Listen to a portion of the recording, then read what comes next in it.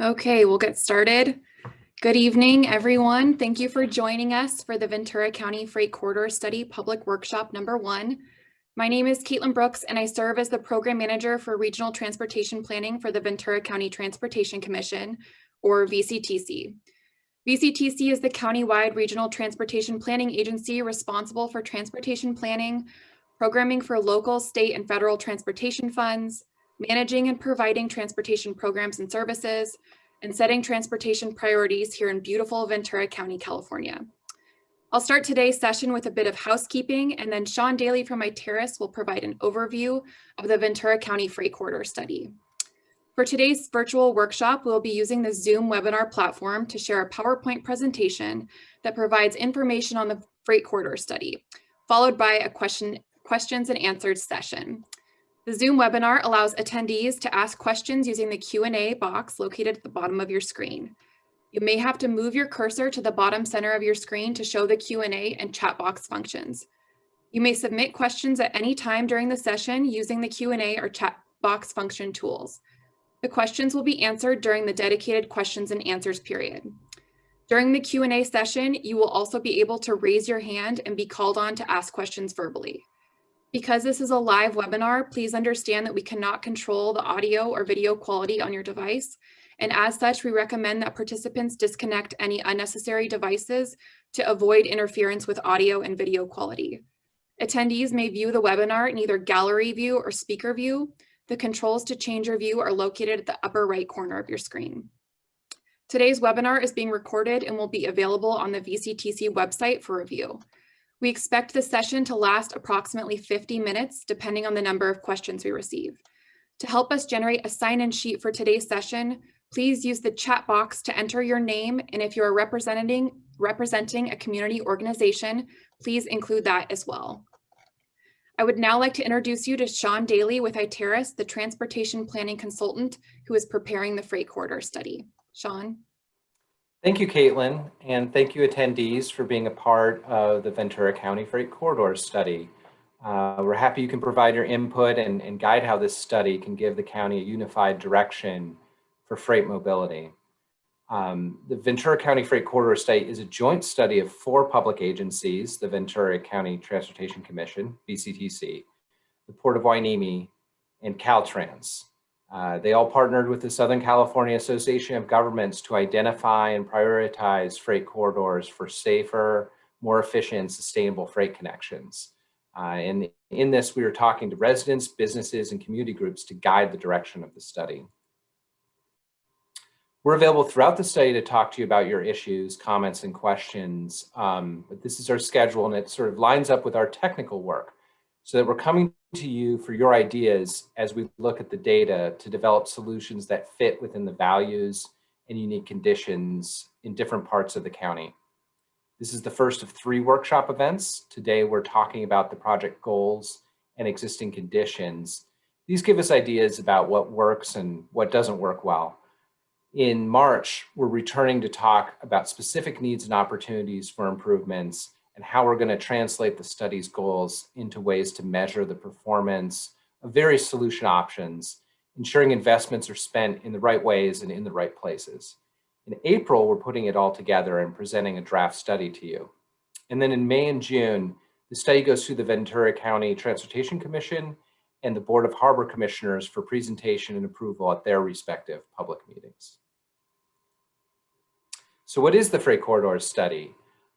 We're taking a very broad definition of freight, which is anything transported that is not people, whether it be carried by trucks or rail, to and from the port or farms, or delivered to homes and businesses. Corridors are the paths on which the freight is moved, such as rails or road. And we're using this study as a collaborative process to guide how freight transportation is considered and addressed in the county. The process is as important as the study itself because it brings together people throughout the county to take a role in making that future. And, we can look at data all day long, but it only tells us, the way things are. By putting the community front and center, we can make choices about the way things should be. So why is freight movement important? Put simply, we want stuff, and that stuff is not made where we are, so we need it to be brought to us. That happens through a supply chain from grower or manufacturer along a road, rail, or sea, and then through delivery.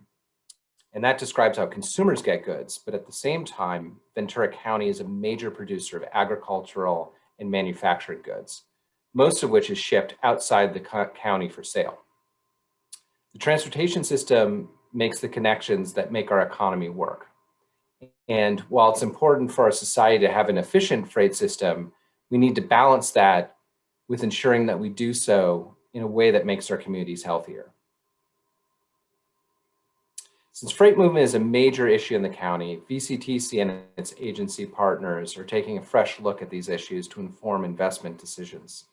In the years 2000 and 2008, studies of access to the Port of Hueneme were conducted.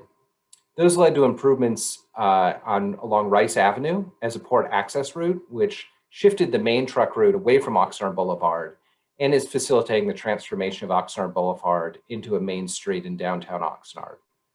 This study is now looking at the whole county and where other improvements can be made. Transportation infrastructure does last a long time, and we don't have the resources to build everything we want.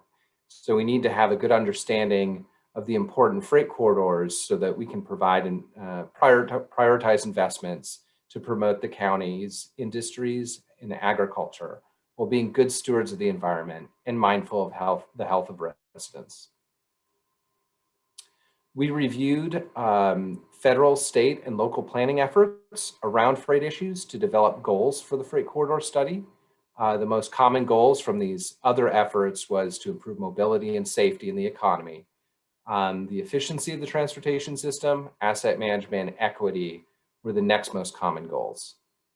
But we ended up for this study using the structure of the California Freight Mobility Plan in its goal structure. It most closely aligned with the study's objectives, and also put the study in line with the state's priorities. And that makes it easier to pursue opportunities for state and federal funding later on. These goals are going to be used to develop performance measures that will evaluate potential solutions. And we're going to discuss that at the next March workshop. The existing conditions portion of the study reviews data and conditions of the transportation system as it relates to freight. A draft existing conditions document is available on the VCTC website, goventura.org/VCFreight, and it's under the resources tab. It's the fourth one on the right. And this presentation is really sharing some highlights about things that we're looking for feedback on from your experiences. Here are the 10 existing condition topic areas that we're going to cover today, and it's really just a snapshot of the contents of the existing conditions report. So we're going to overview how freight is moved, truck routes, port and Navy base access, the State Route 118 corridor, zero emissions vehicles, access to schools and parks, State Route 126 to US 101 connection, safety and rail corridors, truck parking, and disadvantaged communities. So how is freight moved through the county? Whether it's a truckload of strawberries, a container from the Port of Hueneme, a parcel out for delivery, or construction materials, goods flow to where they're needed. The Port of Hueneme is the international gateway in the county. And overall, the agricultural, manufacturing, wholesale trade, transportation, warehousing industries generate 1/3 of the county's economic output and employs more than 60,000 people. Trucks carry most of the freight in the county. Trucks from the port are called drayage trucks, while long-haul trucks carry freight from across North America, and they either go to warehouses or distribution centers or directly supply stores, supermarkets, and construction yards. And then delivery trucks are used to deliver smaller parcels, shipments, and mail. Trucks concentrate on the major east-west highways of State Route 126, 118, and US 101, and the streets in and around the city of Oxnard, as is shown on this map. The Ventura County Railroad serves the port area and connects to the Union Pacific line, which travels from the Santa Barbara County line to the Los Angeles County line through Ventura, Oxnard, Camarillo, Moore Park, and Simi Valley. That line shares service with Amtrak and Metrolink. So whenever freight is moved by truck or rail, it shares space with passenger travel in the county. The roadways in the county are owned and maintained by different public agencies. Caltrans owns US 101 and the state highways. Cities and counties own the other roads. These agencies can designate roads under their jurisdiction as truck roads to direct trucks, and they could also prohibit trucks on certain roads, and that's typically prohibiting vehicles above a certain weight. Signage and identification of truck routes is limited and can cause confusion as to where trucks can travel, especially for out-of-town drivers, which can lead to unnecessary travel through neighborhoods. The Freight Corridor Study is looking at locations where improved identification of truck routes can keep trucks on the best routes to their destinations. And while they don't own any roadways, the Port of Hueneme and the Navy base Ventura County also define corridors to access the port area. The Port of Hueneme is a shared use port with the Navy base Ventura County. Two-way trade activities through the commercial port are valued at $10 billion and generate nearly $1.7 billion in economic activities in the immediate region, providing over 15,000 direct and indirect jobs. The majority of the port's business, about 60%, is the import and export of automobiles and other vehicles. Approximately 300,000 autos and 50,000 high and heavy units are processed through the port annually, or at least were pre-COVID. Other goods processed through the port are fruits, vegetables, seafood, liquid bulk fertilizer, and industrial fluids. The Port Intermodal Corridor was established in 1998 to facilitate truck access between the port and US 101.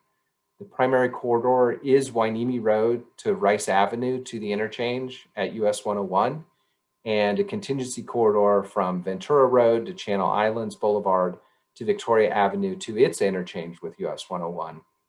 Likewise, the Navy base Ventura County uses the same roadways designated as mobilization corridors to access US 101 for military mobilization of troops and equipment.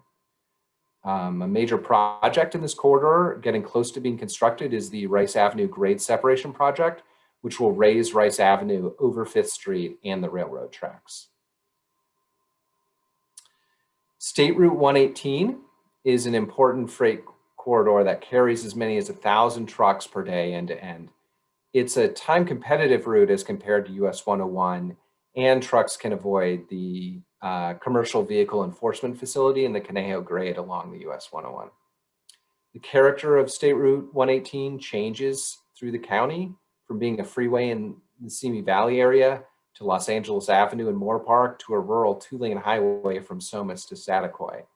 West of Moore Park in the 2-lane rural section of the roadway, there's one or more truck-involved collisions per year at 3 locations at Balcom Canyon Road, Grimes Canyon Road, and Santa Clara Avenue, which is a similar rate of truck-involved collisions to freeway locations. The transition of vehicle fleets to zero tailpipe emissions is a big issue that's going to help address greenhouse gas emissions, climate change, and diesel emissions, which are a major air pollutant. With California committing to the transition to a zero-emission vehicle fleet, electric and hydrogen vehicles are going to become more common, along with the need for places to fuel and charge. While there's several technical challenges to the conversion to a zero emissions fleet, it's an important step to improving community health whilst supporting economic growth. The truck routes on the streets of the county also serve other types of travel and connections. So we need to be aware of other roadway uses as we plan for the future. For example, more than half of the schools in Ventura County are within 2,000 feet of a truck route, and 24 schools are located directly on a truck route. Safe and comfortable access across truck routes to schools and parks needs deliberate support of walking and biking, and is a big component of balancing community interests with freight mobility. A major freeway connection is missing in Ventura County. There is no direct connection from the westbound State Route 126 to southbound US 101 as one travels from Santa Paula to Ventura. Vehicles must get off the Santa Paula Freeway and go down Victoria Avenue to connect back up with the freeway system. A new connection would shift traffic patterns and keep more vehicles on freeways and off of local streets. A modeling analysis indicates 4,000 vehicles per day would shift to the new southbound connector shown in orange from the areas that are shown in blue in that graphic. The crossing of railroads is an important safety and mobility issue. The Union Pacific and Metrolink rail tracks that cut through the middle of the county have 25 highway crossings in the 20 miles between Ventura and Camarillo, 12 of which are above or below the tracks, and 13 of which are at the same level as the tracks. In the past 5 years, there have been 24 incidents at crossings in the county, and an additional 44 incidents not at crossings. That's mostly pedestrians walking on or across the tracks. So that makes a total of 68 incidents between trains, vehicles, bicycles, or pedestrians. The incidents resulted in a total of 97 injuries or fatalities, and an average of 10 people are injured and 6 killed per year over that 5-year period. As shown on the map, the concentrations are in the city of Ventura with both trespasser and road crossing incidents between downtown Ventura and the beach area on the Santa Clara River Bridge, throughout the Union Pacific corridor in the city of Oxnard, and at the crossings along 5th Street. We want to prioritize improvements that decrease those numbers by improving safe crossings along the rail corridor. We've talked about freight movement, but vehicles need to stop to make deliveries, they need to fuel, and drivers need to rest.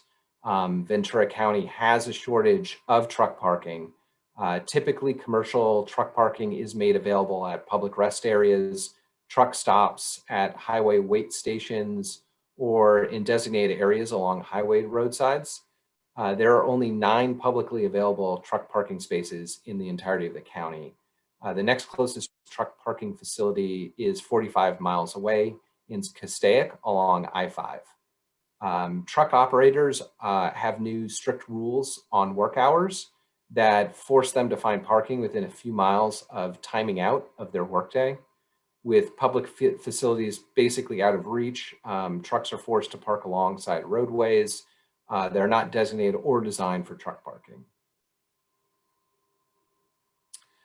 And goods are, moved through the rail and road system through every community in Ventura County. But as we look to the future, we must consider disadvantaged communities currently burdened by high levels of pollution and focus investments to improve public health, quality of life, and economic opportunity in these burdened communities. This map shows the disadvantaged communities as defined by level of pollution burden by the state. But we know these aren't the only types of communities we're concerned about and want your help in identifying other sensitive areas where we should take careful consideration of transportation investment to improve health and social outcomes for our vulnerable populations.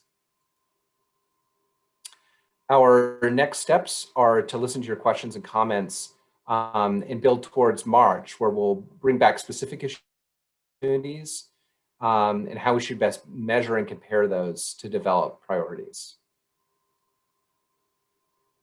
And that's the conclusion of the presentation. I'll turn it over to Amanda, who's going to moderate our question and answer portion. Great, thank you, Sean. And first of all, as we transition to this question and answers portion of the session this evening, I want to express my sincere appreciation to all of you for joining us this evening. All of you who have taken the time to listen to the presentation and to share your feedback and ideas and thoughts about how we can make the freight system in Ventura County more efficient and safe. And also want to say thank you to anyone who's watching this presentation in its recorded fashion. So again, thank you all for your time and your feedback. I'd like to start off with just a couple of warm-up questions, as I see questions already starting to come into the chat, and I appreciate those greatly. But just two quick warm-up questions. First of all, what city or community within the unincorporated area are you joining us from this evening? And if you could just quickly jot that into your chat box to give us a sense of where folks are joining us from.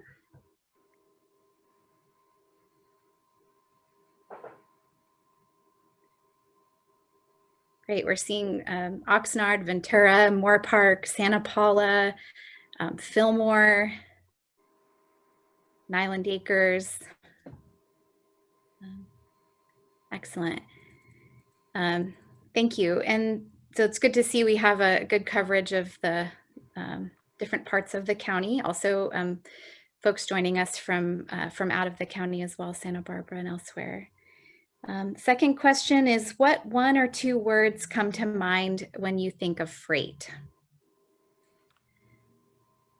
If you can just jot down in the chat box a quick, what one or two words. Goods going to the stores, big trucks, scary speeding right by my house, slow trains, poor air quality, workers, pollution, cargo, commerce, economic activity, trucker health, produce, truck noise and truck parking. Those all give us a really great snapshot of the many issues that surround freight and goods movement. Again, road safety, trucks and trains, freight, big trucks hogging the freeway lanes, double stack intermodal train cars, essential. Again, so we have a good coverage of the range of issues. And of course, your packages from Amazon. I have seen a couple of questions already come in here through the chat, so I'm going to try to get back to those. And then also seeing questions coming in the Q&A. So the first question I will send over to Sean and Caitlin is, can cities restrict the volume of traffic on a restrictive truck route? No, they cannot. It seems like a really good idea, and it's a really good question, because it would make a lot of sense that there'd be sort of a threshold for truck travel, but they can only restrict the types of vehicles that can operate on that roadway. You see those for height, whether it's a low bridge or its weight, to restrict larger vehicles going through neighborhoods or roadways that can't handle large vehicles. But no, there's no ability to cap the volume of trucks on a roadway. Thank you. Is the county planning a solution to the truck parking problem? So as part of this study, we'll be taking a look at truck parking and potential solutions. Caltrans also has identified truck parking as a major issue statewide. And so we'll be participating in the study and looking for any potential outcomes to incorporate as part of this study. But we do not have any solutions as of yet for truck parking, but it's definitely something that will be incorporated as part of this study. Great, thank you, Caitlin. Now questions in the Q&A box. The first question is, how is the study being impacted by the new Amazon warehouse being built in Oxnard? Yeah, I mean, I think it definitely, we're already looking at that area in North Oxnard and that Rice Avenue corridor as a major issue. And it's going to seem strange, but the designation of the state route ends at that interchange with Pacific Coast Highway.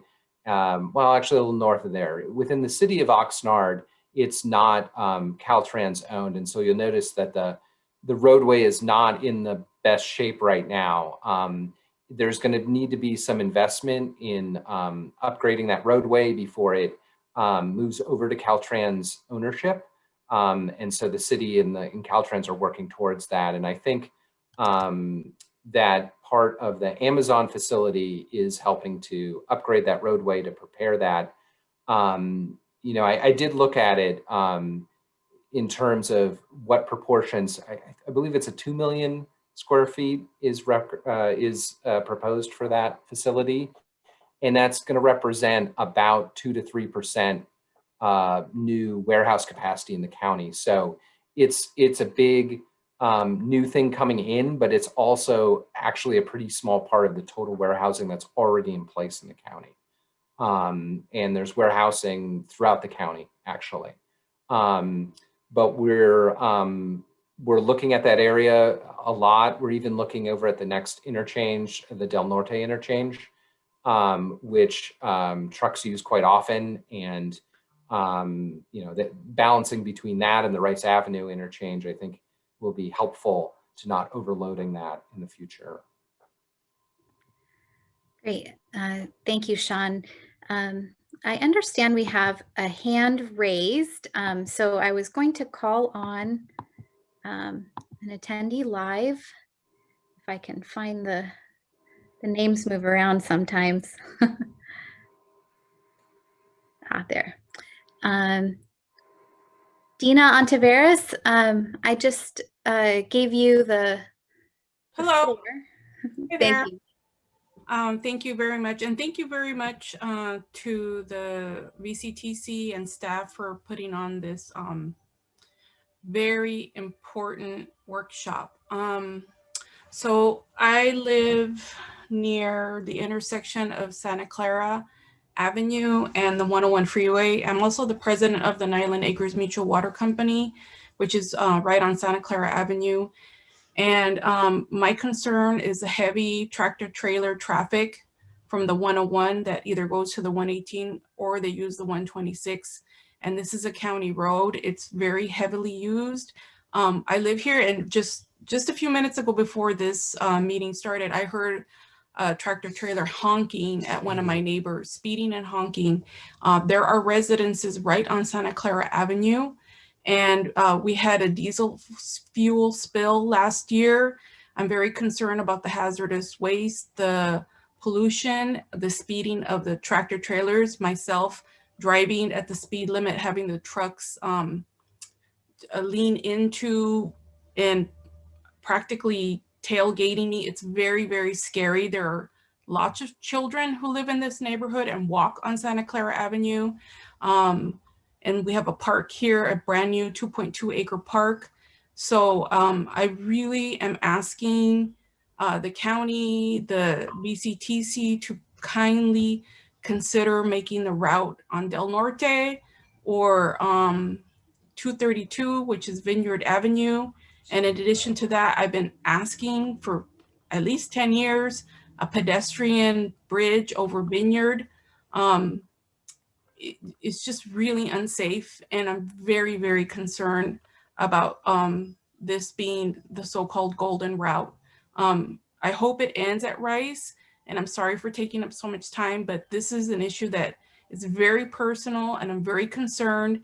And a lot of those heavy trucks do come onto our residential areas here, and it's very unsafe. So thank you very much. That was my question. Like, do you plan on having Santa Clara be that connection? No, Go ahead, yeah, Sean. sorry, go ahead. Oh, go ahead.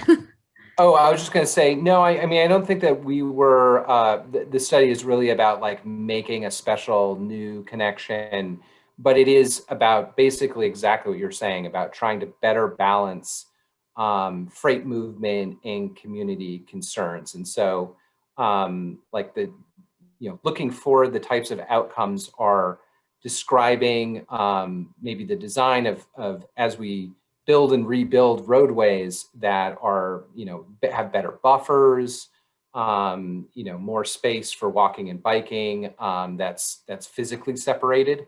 When we know that there are a lot of heavy trucks, usually as you design a roadway and you know that there are a lot of heavy trucks, you'll make turns a little bit wider, give a little extra space.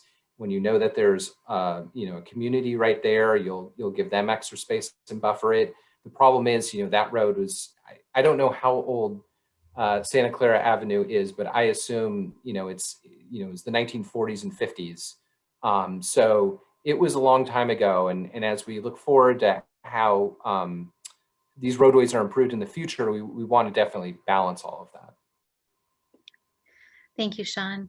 And I'll add really quickly, I think at this part of the study, it's important to hear, we're glad to hear your feedback. So thank you for letting us know your concerns, because the study in part will be prioritizing future projects. And so the areas where we can see the challenges, it will help decision makers make better informed decisions about where transportation dollars should go in the future. So we appreciate your feedback. Right, the next question, how much will you take automated vehicles into consideration? Will trucks need to park and rest in 10 years if no one is driving them? That is a very good question. You know, as vehicle automation comes online, we'll see the roads used in different ways. They talk a lot about platooning trucks, so there'll be like you know, 8 in a row because they can drive so closely, and that'll be a new interesting thing. But yeah, I mean, I think there's always going to be the need for space to have vehicles park. You know, most of that space in the county right now is on private facilities. So if it's a manufacturer, it's, you know, on their property. But you know, the main problem with truck parking are those out of they're more or less out of town trucks, but they're coming in and making pickups, and they're more regional in nature. And you know, right now under work rules, they can't operate, you know, and it varies, but it's usually about 12 to 14 hours. They can't operate for more than that. They basically get a notification and an indicator that they have to find a place to park in the next 5 minutes. And then it cuts off the engine. So they really have no choice. I do think the automated vehicles is a very interesting question, and we will definitely look into that this month. And we're going to get back to you in March on that one. Great. Thank you, Sean. The next question, perhaps for Caitlin, is the study report going to be translated into Spanish?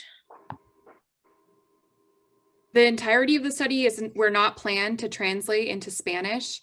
We have translators available to speak with the community about the study, but we don't have the budget through the grant that we received to translate the entirety of the study to Spanish. We have, but we do have fact sheets available on the website, which sort of break it down into bite-sized pieces of the major challenges that we're looking at. And they're available on our website in Spanish as well. And so we're happy to provide information, but we can't translate the entirety of the study. There's it's going to be a pretty large technical document. So at this point, we do not plan to translate it. Thank you, Caitlin. Will priorities be given to cleaner air vehicles, electric freight trains, et cetera? Probably. I mean, I think we'll come back next month and have you help us sort of indicate the priorities. But as we're looking to balancing health and economic growth and that kind of thing, moving to cleaner vehicles and systems is probably definitely going to be a priority. We're also going to see probably a lot of funding going that way as we look to the future in the next 5, 10, 15 years. And whether it's prioritized or not at the county level, a lot of the federal and state money is probably going to go that way. And so they'll sort of, you know, be prioritized in that sense, that those are the types of projects for which the county can get funding for. What does the phrase time competitive mean? Sean mentioned it during the Highway 118 summary. Oh, yeah. Sorry, I probably was summarizing too much from what was in the study, but we looked at, you know, there are a lot of trucks that use State Route 118, it's not just to access the agricultural lands in that area. There's a lot of through trucks. So we looked at the travel time between the San Fernando Valley in Los Angeles County and Ventura. And basically, and there's a lot of industry in the San Fernando Valley, and there's a lot of interchange of vehicles from there to Ventura County. And basically, it's the same amount of time, whether you take State Route 118 or you take US 101, because you have to sort of travel a little bit south to do the US 101 corridor. And that's despite the fact that you're going through the center of Moore Park, and there are more lights to go through and that sort of thing. So it is, it's not only because of the uses in that corridor, there's a lot of through trips that are traveling on State Route 118 as well. Is there an improvement plan for at-grade crossings in order to improve safety? Yes, and one of the best outcomes of the study, which was us essentially telling those who know better what they already knew, is that especially in those grade crossings along 5th Street in the county, in the unincorporated county, the county has basically a project on the books for every one of those. They're not necessarily raising the road or rails or anything like that. A lot of them are about better gates and detection and notifications at those crossings. But just about every crossing has an identified improvement, and they're receiving money through the state and federal government to do those improvements. Obviously, the big one is Rice Avenue, but there are a number of projects at the other grade crossings. A related question, has there been a plan to study feasibility of creating below grade crossings? I think that as part of transitioning away from at-grade crossings, even as I believe as part of the Rice Avenue interchange, they looked at potentially below grade, but it's just not feasible in a lot of areas. It can be a challenge to do that. And so I think that the reason why there are above grade crossings and why they go over is because it's more feasible just in general in terms of funding. And so I think that's why it's not as common. Yeah, and it is site specific. So I think when they do look at it, they'll look at it, engineering wise, you're looking at it both ways, and what is technically easier and frankly cheaper to do, because they are very expensive, but both are. And so usually the technically easier is going to be the least expensive as well. And then of course there are like the impacts to neighboring land uses. So if you are in a more urbanized location, you may have a different approach to a location that's rural, and you have a lot of space to work with essentially. So expansion of infrastructure like expanding freeway lanes, rail, et cetera, is often correlated with expansion of warehouses and freight in a community.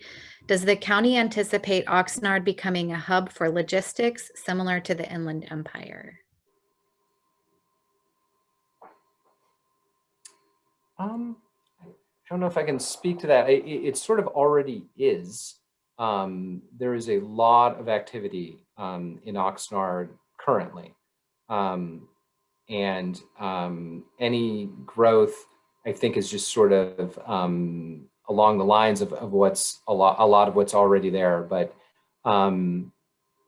I think that the major project that's going in now, where the Amazon warehouse is proposed to be, is really a very large and unusually large project for the county.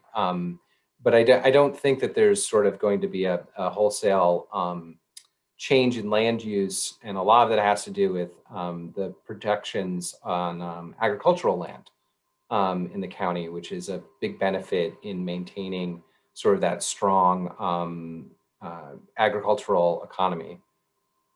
Yeah, I think in the Inland Empire, the way that we've seen them sort of turn it into an inland port area and logistic area, as in terms of this study, we're not planning to designate it in that way as a logistics hub, but like Sean said, as we can see, trucks are already concentrated in that area of Oxnard, and they already travel mostly in that area and then along the highways in and out of Ventura County. So it's not, we won't, as part of the study, we won't be designating that as a future inland port area. That wouldn't be something that's an outcome of this study, but it is an existing area where there's a major concentration of trucks. So that's something that we want to take a look at and see if there are areas for improvements that can be made. Here's another Amazon follow-up question. Will traffic be mainly on Rice or Del Norte or both equally? That is a great question. We'll get back to you on that. I'd have to look into that. You know, it's a very close interchanges. They basically are on either side of that very large parcel. But I don't know. Usually I'll look, there's a traffic study conducted for that environmental impact report. So we'll review that and look and see what they showed as that distribution. I will say that the Rice Avenue interchange was recently reconstructed. It's, you know, in quotes, very modern. The Del Norte interchange is a much more an older design, and probably not, you know, it's something that's going to be looked to for improvement in the future. And I'll just note really quickly that the Oxnard portion of Rice Avenue has also recently been repaved in that area. Yeah. Does this team work with the trucking companies to better define proper truck paths or warn them of odd freeway changes to improve delivery time? Perhaps improved GPS systems for the trucks like UPS and FedEx has? We don't really directly do that. You know, that's sort of like a day-to-day operations thing. They actually, most trucking companies have pretty sophisticated routing for their vehicles, or if they don't, it's usually because they're doing very routine pickup and deliveries and are very used to the travel patterns. You're right, though, UPS and FedEx have extremely sophisticated systems. That has to do with them having different, you know, they're delivering to different residences and businesses each day, depending on their parcels. And so in the morning, they sort of get these algorithms about optimizing the routes. It's a very sophisticated system. And it's more about, you know, you've got 50 locations to go to, what's the most efficient way of getting there? The larger trucks you see, the ones that are traveling from outside of the county or region, you know, they're on those line haul routes, and they're using GPS systems for making sure that their drivers are, you know, not speeding or are delivering on time and that sort of thing. But they do have pretty sophisticated systems to do so. As truck traffic increases, will there be increased CHP safety inspection enforcement? How can VCTC advocate for this? Yeah, there's in State Route 118, there is what they call a mini weight station. And that on the books is a project to improve that site, because it's really only in operation while a CHP safety inspector is there.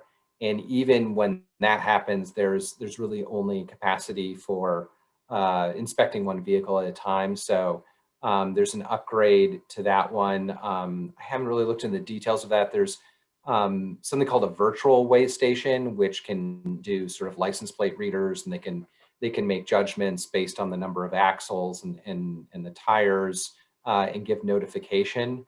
But broadly, yeah, it's the CHP is the inspection arm on the highway for overweight vehicles. So there are plans for them to update that in the county. A comment here, kudos on a potential 126-101 southbound interchange. This would be a great improvement. And there's a related question here. When will the new rerouting truck routes be completed from Highway 126 to the 101? Oh, gosh. Right now, it's a very it's just a project we're looking at as a potential in the future. It's not we don't have funding for it. It hasn't been designed. It's conceptual at this point to take a look at a potential connection because we know it's missing in that area. So in terms of timing, it would not be soon. I think that we would have to have the project. It could be an outcome as part of this study to, for future study to design that project and scope it and see the feasibility of completing it and then getting funding for it. And so it's important that we're looking at it now as part of the study, but it wouldn't be happening in the near future, I don't think. What is the economic feasibility of prioritized projects without a local or county transit tax? I presume without a local sales tax measure. Yeah, it is harder. So essentially, when other counties have voted to have sales tax measures to support transportation, it not only means that they can fund a certain level of projects, say, on their own, but it also means that they can bring more money to the table when they're getting grants from state and federal sources. And those sources like that because it can, make their dollars go stretch farther. So that makes it very difficult on the county. There is a sort of a baseline level of formula distribution of transportation funds that the county gets. But of course, a lot of that is taken up just maintaining the system as is. So it is difficult. And I think, focusing on major priorities like the Rice Avenue grade separation and, focusing on getting those big important projects done is basically what the best route to go without that local sales tax. I didn't want to, I don't actually work for VCTC, so I didn't want to say, too much about that importance, but I mean, I can say it definitely is more challenging as you construct projects. And so you really just have to focus on fewer, more important projects. So it is a huge challenge that we do not have a local transportation sales tax, as Sean said, in the county. But that's also one of the important parts of this study is because we have such limited transportation dollars. We have to be very careful about where we choose to spend those dollars, and why the study is important is that we can take a look at the challenges and where we can make the money mean the most. And so prioritizing projects is a big part of the outcome of this study, so that future decision makers can, they'll have better informed decisions when they do look at projects, where this study took a look at where the money will mean the most. So because we don't have a local transportation sales tax, that's why studies like this are so important and why we are looking for your feedback. So it's just a part of our challenge in Ventura County in terms of transportation funding. Great, thank you. Does VCTC have a priority or focus on the urgency of climate destruction? Are there plans to slow down growth of increasing traffic by encouraging local movement of freight or local shopping?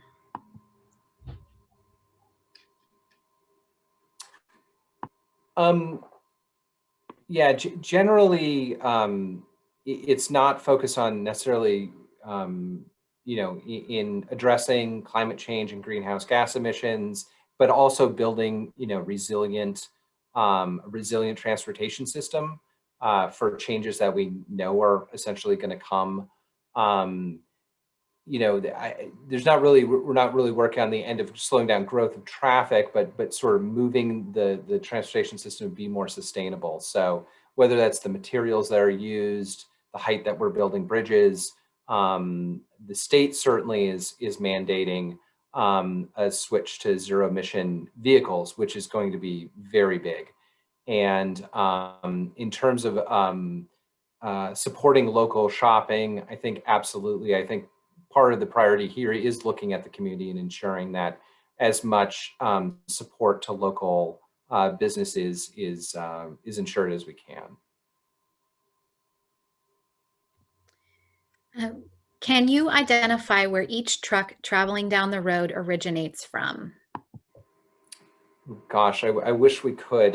It would make our data collection much easier, but generally, the way we collect data is by counting at sort of a static location. And so the number of vehicles passing a point. For this study, for the truck counts that we are currently conducting, we are looking at port customers because the port was interested in knowing the proportion of vehicles that were port customer related versus just general trucks. So we are designating those in the counts, but generally, no, we don't. And truck fleets are pretty, they safeguard their data, so it's a little hard to get that data, but we do make judgments. Mainly, we're that volume map that you saw, we do modeling, and so that's from a big survey data collection done at a regional level, and then we run these models, which are very useful because it not only sort of gives an idea of where trucks are going, but then we can say, add a new sort of roadway in the system or remove one and see how that changes. So that's our main analytical tool. So we can't really identify, but we do take a good guess about where they're coming from. Are you encouraged by the level of public participation to date? Has online events like this one increased public participation over past surveys? So yes, I think we are pretty encouraged by the level of participation. We unfortunately were hit by COVID right after we'd started this project, so it was a little tough. We had to sort of reorient. We are finding that in the virtual forums, more people can make it. There is always that concern that people aren't participating to the same level that they can as you can in person. You can have side conversations, that kind of thing. But we tend to see that there's more participation, which is always a great thing. We've also been conducting one-on-one interviews with interested parties that just simply email Caitlin and we'll set up like a half-hour interview. And we're really just listening to your needs in those, and those have been extremely helpful because we can get a deeper dive into issues. I